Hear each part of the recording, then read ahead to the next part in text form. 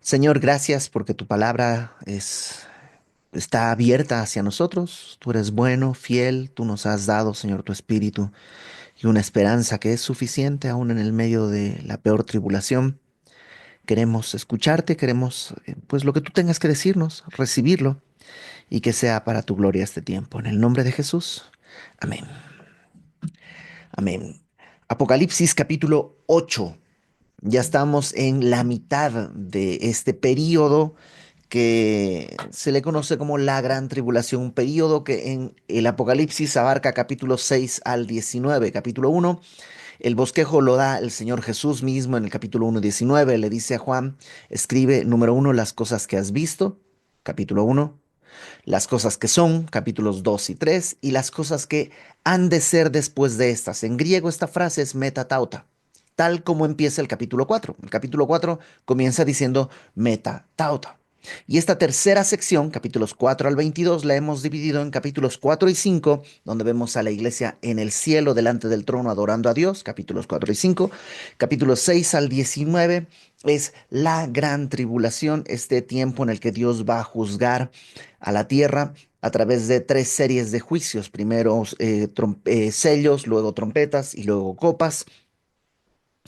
Y terminamos esto en el capítulo 19 con el regreso de nuestro Señor Jesucristo y el establecimiento de su reino, que es el capítulo 20, el reino milenial, el milenio, 1000 años en los que Cristo va a cumplir las promesas que se le hizo a David, que habría un reinado judío cuyo reino no tendría fin. Bueno, ese es el capítulo 20, Cristo reinando en la tierra que terminará porque esos 1000 años Satanás fue encerrado, será dejado libre y después de dejarse, ser dejado libre, al pasados 1000 años, armará como una gran revuelta, una gran revolución, una gran rebelión y esta gran rebelión culminará con que Dios simplemente en menos de un versículo deshace todo lo que hay. Todo lo que existe será deshecho, solo queda el gran trono blanco de Dios, lo que conocemos como el gran juicio final, el juicio del gran trono blanco y los que no estén en el libro de la vida serán arrojados al lago de fuego. Los que estén en el libro de la vida entrarán a capítulos 21 y 22, donde veremos cielos nuevos y tierra nueva. La nueva Jerusalén descenderá del cielo y nosotros viviremos felices para siempre. Por eso, si tomas el libro por el principio y terminas por el final de una manera lógica y natural, te darás cuenta que Apocalipsis es un libro realmente fácil de entender. Estamos en el capítulo 8. Ya han transcurrido algunos sellos. Cada sello que se abre desata un juicio en la tierra. Los primeros cuatro son muy específicos, son muy claros, ¿no? Los cuatro jinetes. El quinto sello nos muestra las almas debajo del altar, estas almas de los que han muerto o están muriendo en la tribulación y que piden que se haga justicia y se les dice, esperen, todavía estamos esperando muchos más de los que van a morir durante la tribulación. El sexto sello abre un gran terremoto. Se conmueven los cuerpos celestes, ¿no? Las estrellas, la luna se vuelve como roja, como de sangre. Y luego vemos el capítulo 7 porque el capítulo 6 nos hace una pregunta, la gente se está preguntando, es el gran día de la ira de Dios, ¿quién podrá sostenerse en pie?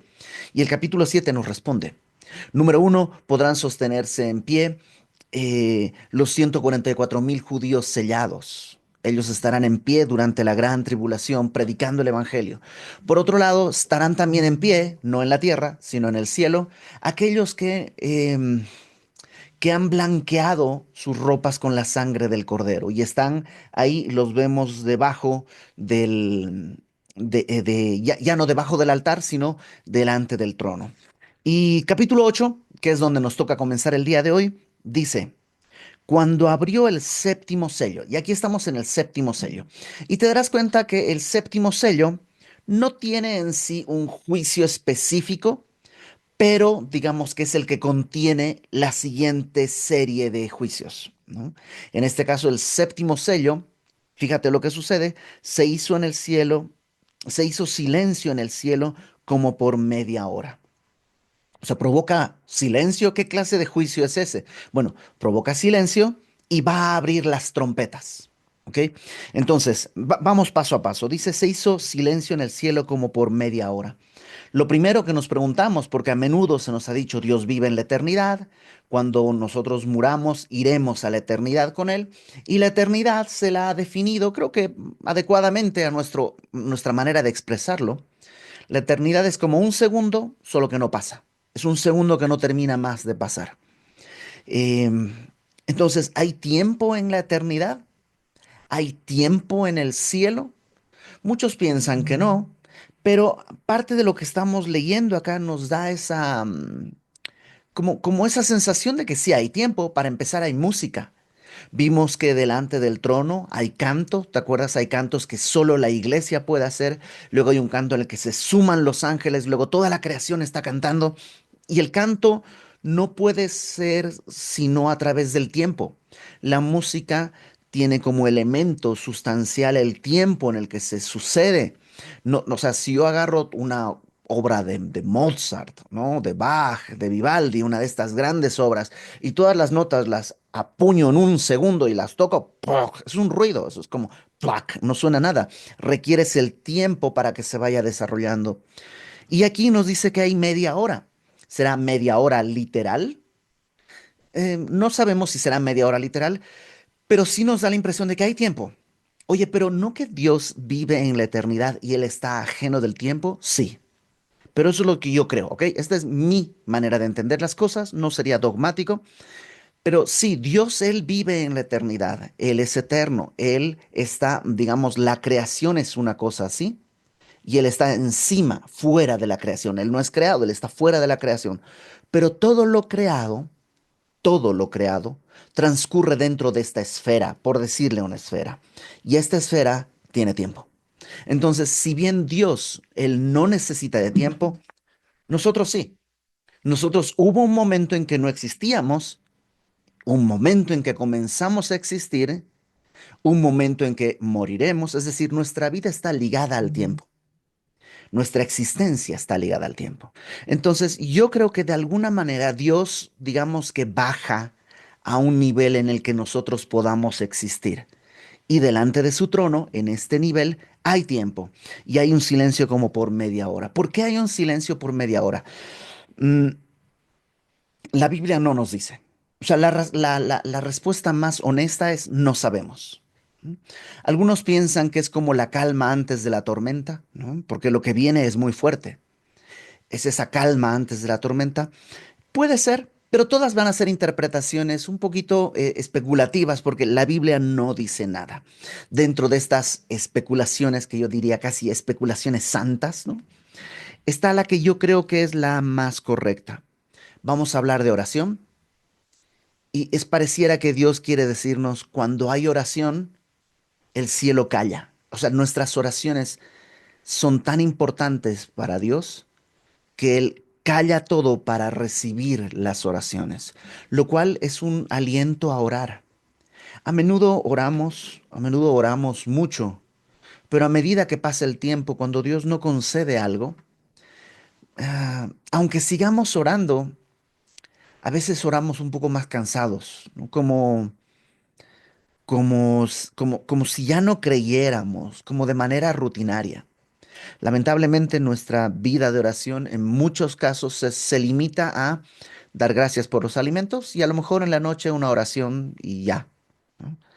Pero la oración es algo precioso, no solo precioso porque es algo que pues, es nuestra herramienta de extender al corazón lo que hay, al corazón, a Dios, lo que hay en nuestro corazón, ya sean nuestros pecados en confesión para hallar libertad, para hallar limpieza, para ser restaurados, ya sean nuestras peticiones. Señor, tú, o sea, entiendo que tú conoces mis necesidades, pero las pongo aquí delante de ti. O sea, creo que em, es precioso en todo lo que podemos hacer con la oración, pero además de eso, es algo que al Padre le agrada.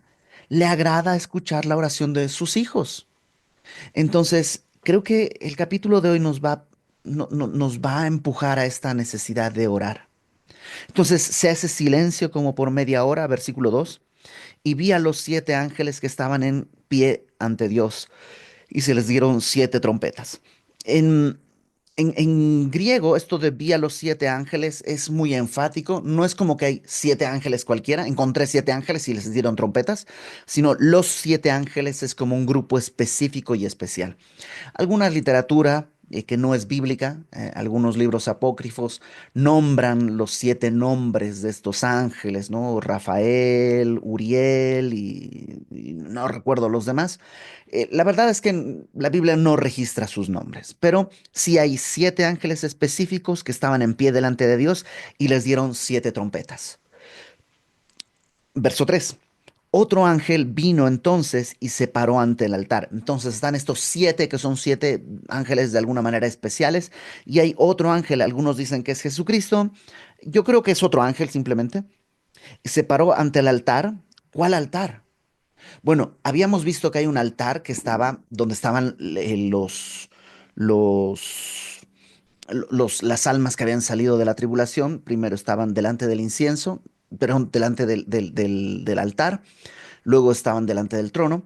Y yo creo que este altar del versículo 3, por lo que vamos a leer, es el altar del incienso. El altar del incienso estaba junto a la cortina, la cortina que dividía el lugar santo del lugar santísimo. Ahí estaba el altar. Era como una cajita, digamos así, rectangular hacia abajo, ¿no? En la que se ponía el incienso. Eh, y el incienso es como una cosa que se quema y desprende un olor muy característico. Ahora, ese es el altar. Hay que tener en cuenta una segunda cosa. El altar tenía un incensario. El incensario era una especie de campanita, por decirlo de alguna manera, donde se ponía parte del incienso y el sacerdote se envolvía. Seguramente has visto en algunas iglesias a los sacerdotes como que una campanita que van así pues, ay, haciendo péndulo, no sé qué, pues meciendo y que va soltando ese incienso, ese humo aromático. Bueno, el sacerdote tomaba el incienso del altar, lo ponía en el incensario y digamos que lo hacía girar alrededor de sí mismo para envolverse en el humo cuando iba a entrar a la presencia de Dios en el día de Yom Kippur. Eso era lo que sucedía en el Antiguo Testamento, en el tiempo del tabernáculo. Bueno, aquí es algo semejante. Acuérdate que en Hebreos y en Éxodo se nos dice que hay un modelo del tabernáculo en el cielo. Es como que el tabernáculo de aquí de la tierra fuera como una maqueta, por decirlo así, ¿no? Una maqueta no mundana, pero terrenal, del verdadero tabernáculo que está en el cielo. Entonces ahí están ante el altar, este ángel, ante el altar del incienso, con un incensario de oro, con esta como campanita, esta cosa que sirve para llevarte el incienso, porque no se puede agarrarlo con la mano, entonces lo agarraban con esta campanita. Y se le dio mucho incienso para añadirlo a las oraciones de todos los santos. El incienso en la Biblia es en distintos pasajes emparentado a las oraciones de los santos. Es decir, cada oración nuestra es como una ramita de incienso que se quema delante de Dios y que Dios, digámoslo así, ¿no? Huele y que le agrada. Cada oración nuestra. Cuando oramos, Padre nuestro, venga a nosotros tu reino, hágase tu voluntad, ese es como un incienso que llega al cielo y que Dios de alguna manera, entre comillas, huele. Y las oraciones en distintos textos funcionan como eso, como un incienso que sube. Por eso el sacerdote envuelto en incienso es como envuelto en oraciones que se presenta delante de Dios. Em, bueno, aquí dice que el incienso se le dio mucho incienso para añadirlo a las oraciones de todos los santos. Ya hay oraciones de los santos que están ahí por siglos, que han ido ahí, han ido a dar ahí, ahí están, se están quemando delante de Dios, por decirlo. Y ahora hay muchas más que se están añadiendo a esas que estaban ahí. ¿Sabes qué es lo que pues, me gusta? Hay oraciones eh, que si te soy sincero, hay cosas por las que me cansé de orar. Hay cosas que recuerdo, o sea, hoy pensaba eso, Recuerdo cuando recién le entregué mi vida a Cristo, había cosas que oraba con una pasión, incendiaria y que Dios de alguna manera no ha contestado. La salvación de alguien, cosas que me apasionaban y que han pasado los años y a veces algunas he dejado de orar, ¿no? Se me olvida. Otras sigo orando, pero ya no con esa pasión. Y en Lucas, Jesús les narra una parábola a sus discípulos y les dice que es sobre la importancia de orar siempre y no desmayar. Sabes que al leer este texto lo que me viene a la mente es que las oraciones que hice hace 20 años, hace 22 años, hace 23 años, hace 24 años, todavía están ahí. O sea, no se perdieron. Son, digamos, una ramita de incienso junto a las miles de otras ramitas de inciensos que otros han orado y que yo mismo después he orado y están ahí quemándose delante de Dios. Tus oraciones no pasan desapercibidas para el Señor. Tus oraciones no, aunque nosotros desdeñamos la oración, Dios nunca desdeña lo que oramos. Entonces se le da más incienso para añadirlo al altar de oro que está delante del trono. Verso 4.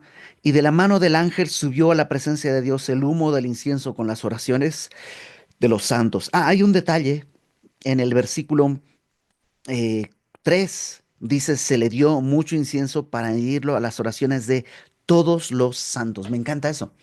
Porque a veces pensamos que la oración, pues la oración, digamos, de Fermín Cuarto, ¿no? Que tiene una iglesia grande, que es muy conocido, cuya obra en el ministerio ha impactado la vida de tantos miles de personas, o Greg Laurie, o Billy Graham, o Chuck Smith, o tú dime el nombre, ¿no? De quien sea, estos grandes hombres de fe, o mujeres de fe, ¿no? Como eh, Amy Carmichael o, bueno, todas estas mujeres, ¿no? Pensamos que esas oraciones, esas sí valen, o sea, híjole, esas oraciones son las poderosas, pero aquí dice de todos los santos, de aquel que está aprendiendo a orar, de aquel que está conociendo del Señor, de aquel que le acaba de entregar su vida, de aquel que tiene 20 años de cristiano, de aquel que tiene 40 años de cristiano, las oraciones de todos los santos están ahí y dice que están subiendo como el humo delante de la presencia de Dios. Verso 5. Y el ángel tomó el incensario, lo llenó del fuego del altar y lo arrojó a la tierra. Y hubo truenos, voces, relámpagos y un terremoto. Dios usa estas oraciones, este incienso, para atraer a la tierra, dice que tomó este incienso y lo arrojó a la tierra y hubo truenos, voces, relámpagos y un terremoto. ¿Dios puede hacer truenos, voces y relámpagos sin necesidad de incienso? Claro, Dios puede hacerlo. O sea, Dios puede hacerlo sin pestañear. Dios puede hacer terremotos sin respirar, ¿no?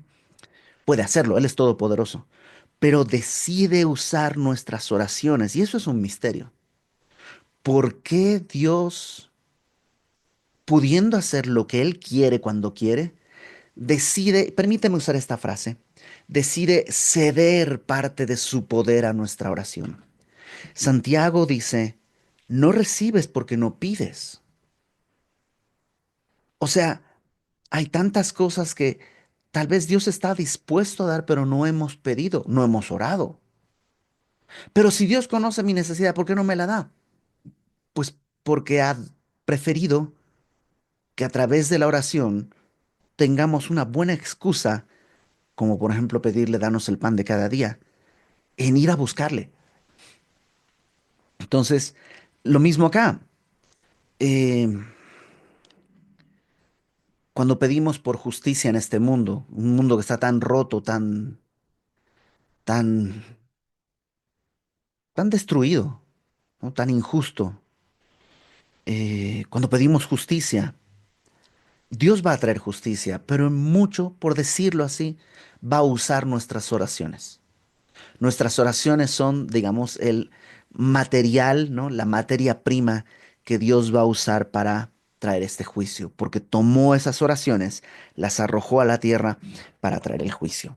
Y comienza una nueva etapa de juicios con las 7 trompetas, que hoy vamos a ver solo las primeras 4. Dice el verso 6. Los 7 ángeles que tenían las 7 trompetas se dispusieron a tocarlas. Es decir, llevaron la trompeta a la boca para empezar a tocar. Y aquí está la primera. Dice, el primer ángel tocó la trompeta y hubo granizo y fuego mezclados con sangre que fueron lanzados sobre la tierra, y la tercera parte de los árboles se quemó y se quemó toda la hierba verde. En este primer juicio, bueno, los 4 juicios, ¿te acuerdas? Los 4 jinetes, ¿no? Los 4 sellos eran los 4 jinetes, son muy fáciles de identificar. Aquí también las primeras 4 trompetas van a ser muy fáciles de identificar. La primera de estas trompetas lo que produce es que haya granizo con fuego mezclados con sangre. ¿Será literal? No lo sé. Se parece mucho a lo que sucedió en el Éxodo, cuando el pueblo de Israel era esclavo de Egipto. Una de las plagas que vino fue granizo con fuego. Entonces se parece a eso. Y este granizo con fuego dice que va a caer sobre la tierra y se van a quemar la tercera parte de los árboles y toda la hierba verde. O sea, es lo que está haciendo Dios, es un juicio que afecta la creación, afecta y en particular, digamos que la vegetación, ¿no? Una tercera parte de los árboles es una barbaridad. En Sudamérica, en Bolivia, más o menos en septiembre, es lo que le llaman la temporada de chaqueo, que es preparar la tierra para sembrarla después. Y lo que hacen es quemar grandes hectáreas de tierra y a veces se descontrola y se prenden los bosques y el humo que llega a la ciudad donde viven mis papás es terrible, es una cosa realmente brutal. Y ahora imagínate eso en toda la tierra, la tercera parte, nomás si se quemara la tercera parte del Amazonas, la cantidad de humo que habría. Entonces, este juicio está cayendo sobre la tierra, pero la gente lo va a sentir. La contaminación, todo esto va a ser parte de este juicio, ¿no? Verso 8. Entonces, el primero es sobre la hierba, sobre la vegetación. Verso 8. El segundo ángel tocó la trompeta y como una gran montaña ardiendo en fuego, fue precipitada en el mar. Y la tercera parte del mar se convirtió en sangre. Y murió la tercera parte de los seres vivientes que estaban en el mar, y la tercera parte de las aves fue destruida. Esto no es una montaña, pero como una gran montaña. Habrá algún derrumbe, habrá alguna cosa así, o a lo mejor es alguna especie de meteorito, como una montaña, como una piedra que cae al mar, no sabemos, pero cayó al mar y provocó la muerte de, dice, la tercera parte de los seres vivientes que estaban en el mar. Interesante, dicen algunos eruditos, que la palabra mar que se usa aquí es la que se usa normalmente para referirse al mar Mediterráneo. Es decir, no estaríamos hablando que la tercera parte de todos los animales de todo el mundo, sino solo del Mediterráneo. Y esto tiene sentido, porque todavía no hemos llegado ni a la mitad de la tribulación. Si muriera la tercera parte de los animales en todo el mundo, la putrefacción sería tan grande, las infecciones, sería la vida prácticamente insostenible. Entonces puede ser que en el Mediterráneo es donde suceda esto, que la tercera parte de las naves, de los barcos que están ahí sean destruidos y que la contaminación provocada por la caída de este juicio pues elimine la tercera parte de los animales y vean pues peces y todo tipo de bichos flotando muertos por todo el Mediterráneo. Y verso 10 dice, el tercer ángel tocó la trompeta y cayó del cielo una gran estrella ardiendo como una antorcha, y cayó sobre la tercera parte de los ríos y sobre las fuentes de las aguas.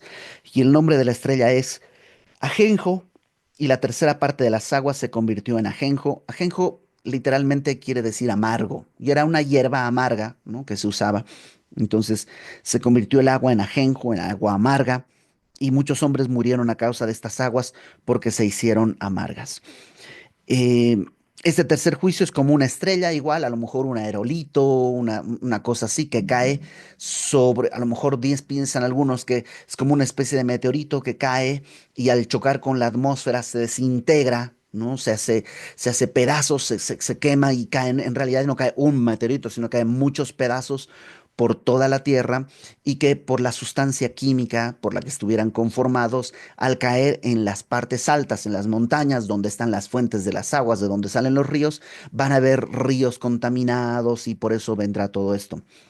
Em, Hay una manera de interpretar el libro que sobre todo fue muy popular en los 60s, 50s, tal vez hasta los 70s, 80s, que era, la idea era que Juan viene al futuro y lo que no lo puede describir, lo describe como puede. Entonces, esta gran montaña o esta gran estrella en realidad sería un misil nuclear. ¿No? Que pero Juan, por supuesto, no tiene el vocabulario para decir un misil nuclear, entonces él dice una estrella, ¿no? Esta manera de interpretar, como te digo, fue muy popular y se interpretan muchos este texto como eso, un ataque nuclear. Como hubo una guerra que empezó hace algunos capítulos, ¿no? Con el segundo jinete, un lanzamiento de una ojiva nuclear que provocaría, pues, contaminación, la tercera parte de los árboles quemados, eh, el agua contaminada, el agua de beber, el agua del mar, y además, pues la palabra ajenjo, yo no lo he comprobado, pero leí en un comentario que la palabra ajenjo en ruso es Chernóbil. No sé si será cierto, pero sumado a eso, en estas teorías de que esto es un ataque nuclear y no sé qué cosa, te dicen, ahí está, Chernóbil era el... tararara. ¿Qué creo yo? Yo creo que no es así. Yo creo que lo que Dios está haciendo es precisamente hacer un juicio contra la naturaleza. ¿En qué sentido? Vivimos en una sociedad que idolatra la naturaleza. El movimiento ecologista y todo esto es en realidad, en muchos sentidos, un movimiento idólatra, ¿no? La madre naturaleza. Em, la gente, tú le hablas de Jesús y se saca de onda, pero si le hablas de cuidar la tierra y el planeta y no sé qué, y tarara, como que pues sí, la gente lo valora. Y ojo, no estoy diciendo que no tenemos que ser responsables con el planeta, o sea, apaga las luces, cierra el agua cuando no la utilices, este la basura, sepárala, no la avientes por todas partes. Creo que es importante que como personas y como creyentes nos movamos con responsabilidad dentro del terreno ecológico, pero hay que tener cuidado. Lo que es digno de honra es Dios el Padre, no la madre naturaleza. Un ejemplo que yo viví hace algunos años, yo acá en donde vivo, tenemos un pequeño patiecito y un día a la mañana había una abejita ahí. Desperté y había una abejita en el muro. La vi, fui a hacer alguna cosa, regresé y en vez de una habían un par de cientos. Unos minutos después había un par de miles y de pronto era una cosa así enorme de abejas en el muro, ahí en la esquina. Entonces, nosotros tenemos vecinos al lado. Entonces, fuimos a decirle a los vecinos, oiga, tenga cuidado que sus hijos no salgan al patio porque usted no lo ve de aquí, pero de mi lado se ve una masa de abejas así enorme. Y entonces, pues hablamos a Protección Civil para que pues se encargara de ese asunto. Y nomás por puro ocioso, le saqué una foto y la subí a Instagram o a Facebook o a no sé qué, ¿no? Le saqué y me sorprendió la cantidad de comentarios de gente que me decía, que no las maten, que no las maten, las abejas son vitales en el ciclo de la naturaleza, si las abejas desaparecen, todo se puede detener, va a ser una gran tragedia. Yo pensaba, eso es una película, ¿no? Porque en la realidad, Dios nunca dice, y vino el fin del mundo porque se acabaron las abejas. Y como se acabaron las abejas, ya no pudimos continuar y tuve que acabar el mundo. No, la Biblia dice que el fin del mundo viene como causa del juicio de Dios por el pecado de la humanidad. No, o sea, créeme, yo ya leí el final y el mundo no se acaba porque maté abejas. Entonces, ¿qué es más importante? ¿Esas abejas o la vida de los niñitos que estaban en el patio conjunto? Pues los niños. Entonces llamamos a Protección Civil, vinieron, les echaron una cubeta de agua con jabón, las mataron y ya. Pero Iber, no te preocupa. No, No va a haber una crisis global por falta de abejas. Ya lo leí en la Biblia, a no ser que no creas lo que dice la Biblia. Y ahí estaríamos hablando de otro problema. Pero si creemos lo que dice la Biblia, el problema no va a ser las abejas, sino va a ser que hay ovejas que no tienen pastor, que no han venido, como dice Pedro, al pastor y al obispo de las almas, que es el Señor. Entonces, sí, este juicio a la creación en muchos sentidos, yo creo que puede ser esta corriente que da al ecologismo un lugar que no le corresponde. Y ojo, repito, creo que tenemos que ser responsables. Creo que, pues sí, lleva tu bolsa al súper. No, creo que, pues sí, créeme, yo soy obsesivo. Yo donde voy, salgo de una recámara, apago las luces, voy apagando luces por toda la casa todo el tiempo. Créeme, yo lo entiendo, pero nunca la naturaleza, con todo lo que incluye animales, mascotas, bichos, mosquitos, insectos, no equivale a la vida humana ni es un problema delante de Dios. Lo mismo pasa cuando dicen, hay una araña, no la mates. Créeme, si tengo un zapato a mano, esa araña conocerá el cielo en ese instante. Entonces, creo que es este juicio con la naturaleza.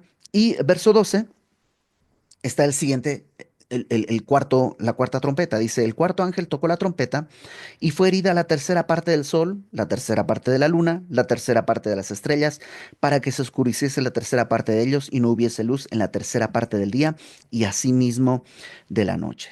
Esta cuarta trompeta lo que provoca es una oscuridad, una tercera parte. Puede ser el incendio de la tercera parte de los bosques. Es que, ¿te imaginas la cantidad de humo que puede producir si incendias la tercera parte de los bosques del mundo? Por supuesto que de alguna manera la tercera parte del cielo se va a nublar, el sol no se va a ver con todo su brillo y puede ser una consecuencia de todo lo anterior, pero no es una consecuencia, digamos, sin querer. Dios está dirigiendo, es un juicio de Dios sobre la tierra, yo creo, buscando que los hombres vuelvan a ver no a la creación, sino al creador.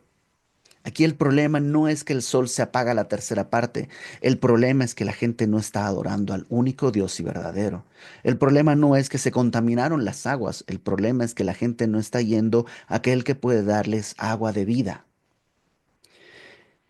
Dice que no hubo luz en la tercera parte del día y asimismo de la noche. Algunos cuentan esto como, digamos, el día tiene 24 horas, 12 horas ya de por sí son noche.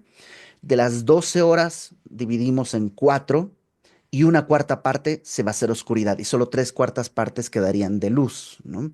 Entonces, de 12 horas, 3, 6, 9 horas serían de luz y el resto sería pues oscuridad más toda la noche. Em, en todo caso, Dios está llamando la atención de la gente. Y hasta aquí, con todo lo que hemos visto, siguen siendo fenómenos, digamos, naturales, es decir, fenómenos que podríamos encontrarle una explicación. ¿Hay incendios forestales? Sí. ¿Hay contaminación de agua? Sí. Hay también hay mareas que por alguna razón matan muchos bichos y aparecen flotando. Sí. La gente está em, no quiere ver que esto es juicio de Dios. No lo pueden dimensionar, ¿no? Y Dios, en su misericordia, si te das cuenta, está haciendo el juicio de manera limitada. Dios pudo haber hecho que se quemaran todos los árboles. ¿Te imaginas? Si se queman todos los árboles, no hay frutas, o sea, el calor del incendio sería tan grande en la tierra y posteriormente el humo tapando todo, impidiendo que el sol llegue con su fuerza natural a la tierra, provocaría un, un descenso de temperaturas. Dios pudo haberlo hecho mucho peor, pero Él está controlando una tercera parte, una tercera parte, una tercera parte. Dios poco a poco va a ir empujando esto porque está anhelando que la gente se arrepienta. Acuérdate lo que dijimos la otra vez. La gran tribulación es el momento en el que Dios busca despertar, levantar a un mundo que está muerto, despertar, que es la gente, despertar a un pueblo que está dormido, su pueblo Israel, y preparar el mundo para el milenio. Veamos el último versículo, verso 13. Miré y oí a un ángel volar por en medio del cielo diciendo a gran voz, Ay de los que moran en la tierra a causa de los otros toques de la trompeta que están para sonar los tres ángeles. Básicamente lo que está diciendo es, no has visto nada. Ay, lo que viene, eso sí es terrible, eso sí va a ser doloroso, eso sí va a ser, pues eso, terrible. No han visto nada. Y dice los que moran en la tierra. Y la palabra morar, literalmente, eh, es traducido como establecer tu morada, ¿no? O sea, hay una diferencia entre, a veces me ha tocado viajar y pues, me toca estar en un hotel y estoy en un hotel un par de días, algunas veces incluso más tiempo, y digamos que ahí estoy, pero no vivo ahí. ¿Ok? No es mi casa, nomás estoy ahí. Incluso puedo estar mucho tiempo, pero no es mi casa, nomás estoy ahí un rato. Donde me establecí el día de hoy es en Querétaro, y aquí está mi casa. Lo mismo pasa el día de hoy. Estamos acá en la tierra, pero nosotros no somos moradores de la tierra. No es nuestra casa. No te acomodes tanto en el hotel, sí está todo bonito, todo lo que quieras, pero no es tu casa. No es tu casa. Los que moran en la tierra son los que han hecho de la tierra su hogar. Nosotros no somos de la tierra. Nuestra verdadera nacionalidad es de los cielos. Esa es nuestra casa. Y por eso el ay es para los que moran en la tierra, porque lo que viene va a ser mucho peor. Entonces, creo que comienza con un gran silencio en el sentido que Dios dice, cuando oran, yo escucho. Y eso nos debería mover a orar.